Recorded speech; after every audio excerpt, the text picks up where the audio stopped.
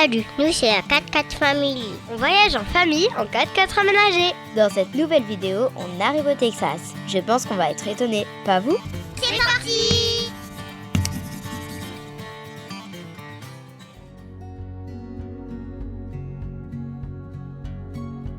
Après 1 mois et demi de road trip aux USA, nous voilà dans le deuxième plus grand état du pays. On se trouve à 40 km à l'est de Houston, au Texas. On vient d'arriver sur le site du San Jacinto Battleground. Le Texas était mexicain jusqu'en 1836 et sur cette bande de terre derrière nous s'est jouée l'indépendance de l'État. Et du coup, ils ont érigé un obélisque juste là de 172 mètres de haut. C'est impressionnant, ça donne le vertige. Vraiment impressionnant. Et c'est une bataille qui s'est jouée en 18 minutes, donc ça n'a pas pris longtemps. Et voilà. Et depuis, le Texas est un État des États-Unis. On va aller voir ça de plus près. Liam, ça lui donne aussi le vertige, il a du mal à regarder jusqu'à moi. Allez, on va rejoindre Liam et Nadège, c'est parti.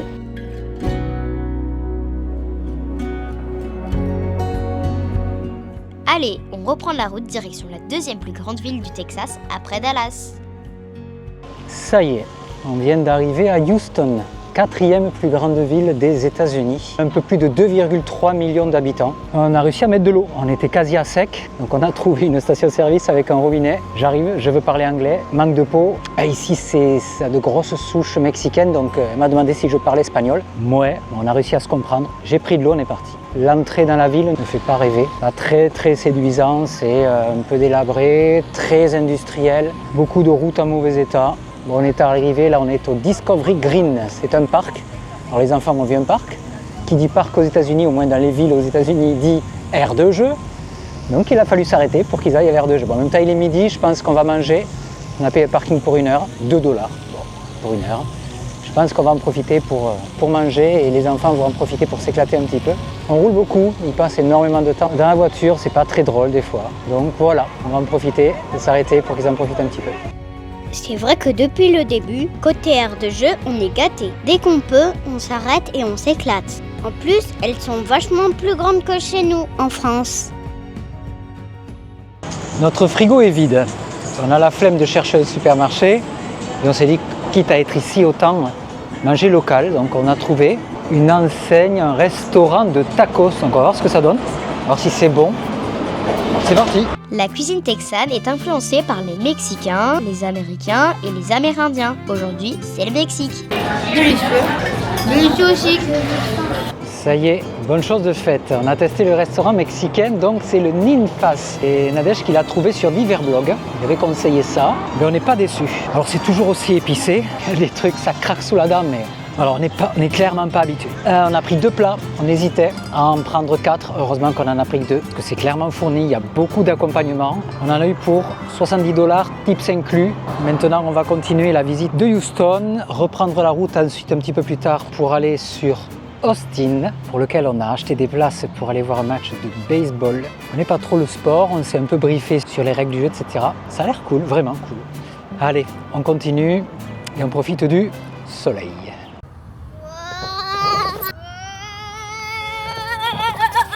À l'image de New York et son incroyable Central Park en plein centre de Manhattan, Houston a le Buffalo Bayou Park. En Europe, on n'est vraiment pas habitué à ce genre de balade. Là, on se trouve dans un parc de la ville de Houston. On tourne la tête et on a ça. Des buildings de plus de 300 mètres de haut. C'est vraiment à part. Alors c'est vrai, c'est 2 fois plus petit que Central Park, mais n'empêche, on y passe un bon moment et c'est très agréable de s'y balader. Ok, parfois on entend la route qui ne passe pas loin, mais quand même c'est chouette. On vient de passer dans un sous-bois. L'avantage c'est qu'il y avait un tapis de feuilles mortes. Du coup, on les entendait bouger, on s'aperçoit qu'il y en a vraiment partout. S'il y a bien une chose qui ne change pas depuis le début de notre road trip, c'est que dès qu'on tombe sur un espace vert, une petite forêt, un peu de nature, il y a des écureuils.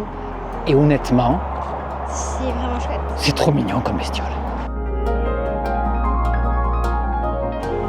Alors d'après vous, c'est l'immeuble qui a été centré par rapport au pont ou l'inverse? C'est l'immeuble. Mais non, c'est le pont. Mais non, je te dis, c'est l'immeuble. Mais non, c'est le pont. Cette balade dans le Buffalo Bayou Park marque la fin de notre passage éclair. cette ville de Houston.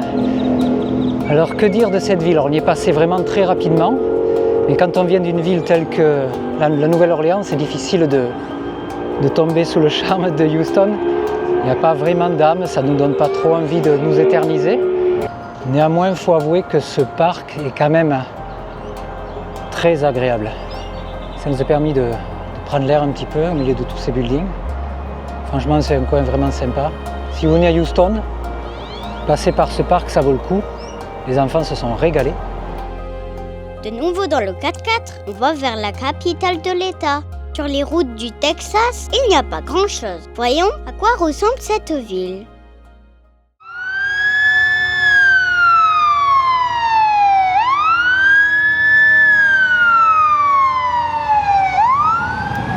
Après 3 heures de route depuis Houston, nous arrivons à Austin et nous allons commencer par le Capitole. Il est juste là.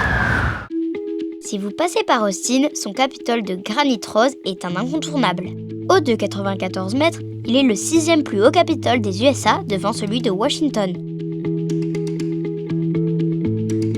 La Capitol Legislative Library et ses innombrables livres de droit. Construit entre 1882 et 1888, c'est le siège législatif du Texas. Dans le parc de 9 hectares qui l'entoure, de nombreuses statues sont là, dont le Texas African American History Memorial, qui commémore l'impact des Afro-Américains au Texas. À force de jouer avec les écureuils du parc, il y en a un, il m'a senti, il m'a mordu. Ça fait mal. Après le Capitole d'Austin, où Thaïs a servi de repas à un petit écureuil affamé, on se retrouve dans un parc parce qu'il est encore tôt et ce soir le programme c'est d'aller repérer le stade où va avoir lieu demain soir le match de baseball universitaire. Avant ça, on aimerait bien attendre le coucher de soleil parce qu'apparemment il y a un pont dans la ville qui est réputé pour l'envol des chauves-souris. C'est particulier mais on va aller voir ça, apparemment c'est très réputé, il y a beaucoup de monde sur place. Donc on va aller voir ça, mais qui dit parc dit aire de jeu, donc les enfants s'amusent. À peu près comme hier, hein. C'est tous les jours pareil ici.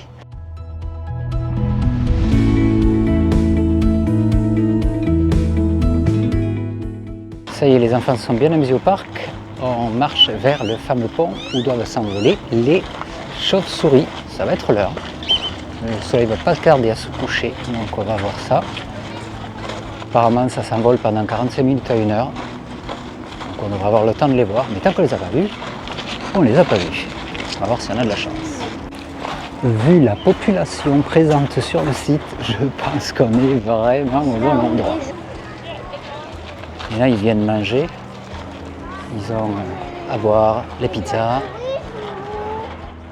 Le N.W. Richard Congress Avenue Bridge, surnommé le Bad Bridge, abrite la plus grande colonie de chauves-souris mexicaines des États-Unis. Il y a foule, c'est très réputé. Les gens attendent leur envol, prêts à immortaliser ce moment. Cette colonie compte quasiment 1,5 million d'individus. Quand la nuit tombe, elles partent chasser et croyez-moi, c'est juste irréel.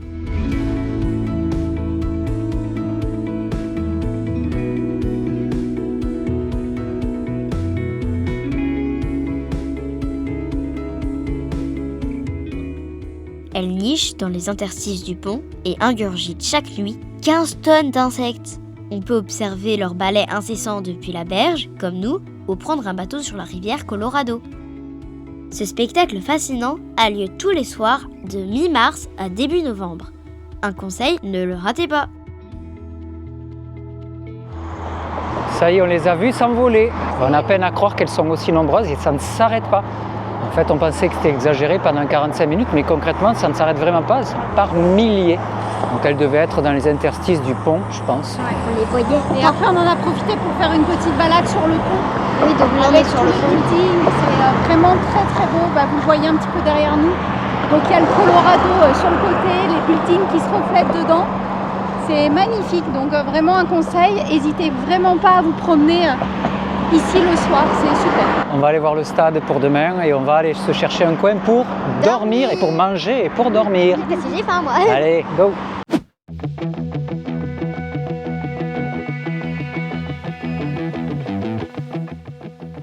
Ça y est, on est sur place. On est toujours à Austin et on va assister au match de baseball entre les Texas Athletics et les Cougars de l'Utah. C'est un match interuniversitaire. Le match ne va pas tarder à démarrer. Ça va, Thaïs? Oui. L'ambiance cool. Cool, on est bien passé, donc on y va super bien. Ouais, on est vraiment bien Le terrain, passé. il est un peu petit, hein, mais Ben, le terrain, on s'imaginait un terrain de baseball parce qu'on est complètement novice. On s'imagine, ouais, c'est un terrain grand, mais en fait non, c'est relativement petit, et même en étant tout en haut, c'est un petit stade, mais on y voit super bien. Liam, il a déjà une balle, il a acheté une balle exprès, il est déjà à fond, il espère se la faire dédicacer. on est rentré et on nous a dit qu'on ne pouvait pas rentrer avec des sacs à manger parce que nous on avait à manger, à boire, amener tout ça pour manger pendant le match. Et on nous a dit qu'on ne pouvait pas et qu'il fallait avoir des sacs transparents. Donc on nous a prêté des sacs transparents, on a tout ramené à la voiture. Et voilà. Et oui, c'est un petit peu particulier. C'est pour des soucis de sécurité, je pense, en premier lieu. Donc, allez, on va attendre que le jour se couche et le match va démarrer.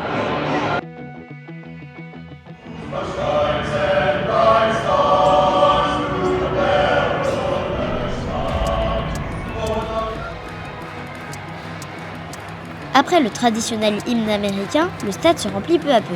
On sent l'ambiance qui monte jusqu'à ce que... On se prend au jeu et on encourage même les Longhorns du Texas. On vit pour la première fois un match aux USA et c'est vraiment sympa. Les supporters sont à fond et ce n'est qu'une équipe universitaire.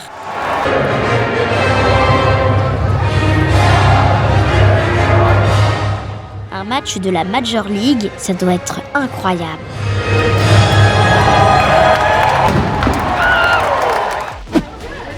Ça y est, c'est terminé. Qui c'est qui a gagné? C'est les vaches. Les Longhorns. Les Longhorns Les de Longhorns du Texas. Texas. Oui. Et en plus, il a eu sa balle Jusqu'à cheval. dédicacée. Prise. Et donc, du coup, qu'est-ce que tu en as passé, toi, Thaïs, du match? Est-ce que tu as bien compris ce qui s'est passé? Oui, pas tout, mais j'ai quand même bien compris. C'est très lisible, on a bien compris ce qui se passait. Ouais. Bah, c'était chouette, une Ouais, belle c'était expérience. chouette. Allez, à plus. À faire. À plus. Dans la prochaine vidéo, on vous amène à Bandera, la capitale des cow-boys. Et on danse la country. Allez, bye!